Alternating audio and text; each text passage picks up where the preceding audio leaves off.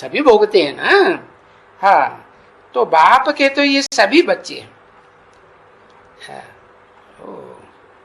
तो देखो, बताओ, बाप के supreme soul heavenly God father के कितने बच्चे हैं सभी? है? कहेंगे 500-700 करोड़ बच्चे हैं। है?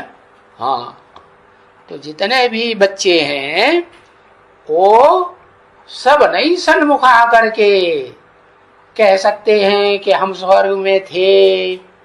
है? कहेंगे? सब नहीं कहते। हाँ, उनमें से जो सन्मुख बैठ करके सुनते हैं, चलो एक बार भी अगर सन्मुख बैठ करके सुना तो कौन सी लिस्ट में आ जाएंगे? उस लिस्ट में आ जाएंगे जिन्होंने शरीर सहित आत्मा में रह करके साकारी निराकारी आत्मा प्रैक्टिकल रूप में, बाप जो प्रैक्टिकल में इस सृष्टि पर आता है, सन्मुख बैठ करके सुना है।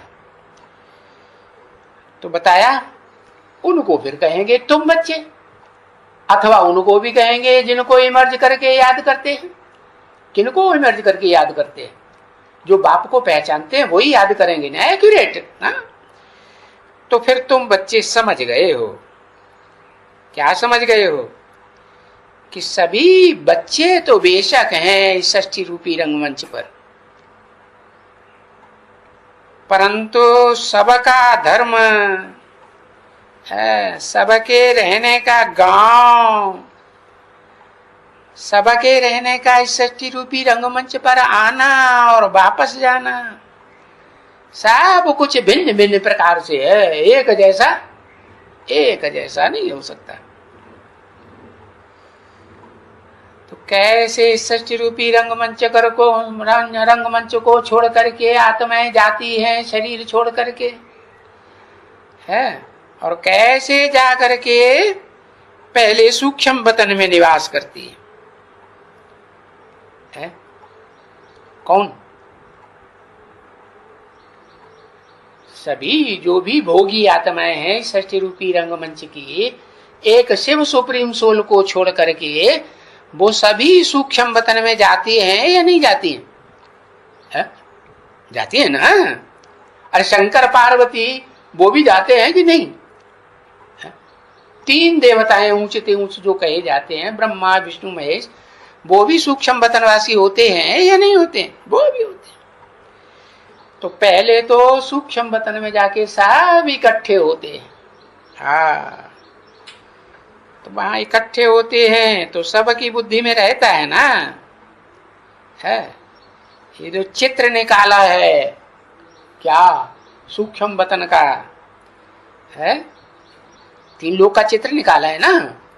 साकारी मनुष्य लोक, सूक्ष्म लोक, सूक्ष्म शरीरधारी आत्माओं का लोक, और फिर बीज रूप आत्माओं का लोक। बीज तो छोटा होता है ना, अति सूक्ष्म, अणु से भी अणु है। हाँ, ज्योति बिंदु, बिंदु को चाहे जितना छोटा बना दो, उसकी कोई लंबाई चौड़ाई हो सकती है क्या? नहीं हो सकती ना।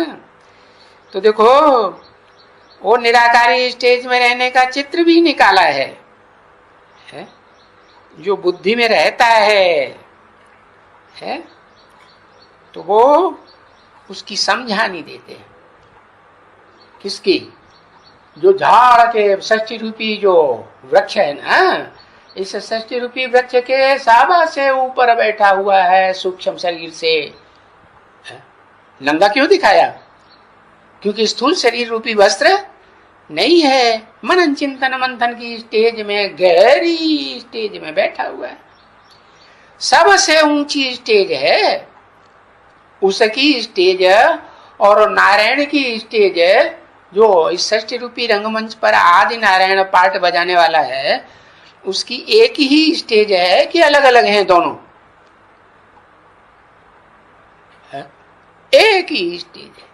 उसका नाम ही है नारायण। नारायण माने नार माने ज्ञान जल, आयन माने घर, जो सदैव कहाँ निवास करता है? क्षीर सागर में निवास करता है, ज्ञान जल में निवास करता है। तो उसकी भी तो समझानी देते हैं ना, पहचान देते हैं कि नहीं? नहीं देते, उसकी भी पहचान देते कि वो कैसे साकार वतन को छोड़ करके सृष्टि पर है, जो सबसे पहले इस सृष्टि पर हीरो का पार्ट बजाता है, आदि से लेकर के अंत तक भी पार्ट बजाता है। पहला पहला पार्टधारी हुआ कि नहीं, अव्वल नंबर। तो उसकी समझानी देते हैं कि कैसे इस स्थूल वतन को वो आत्मा त्याग करके सूक्ष्म वतन में, और सूक्ष्म वतन की ऊंची स्टेज से फिर मूल वतन में, मूल माने बीज रूप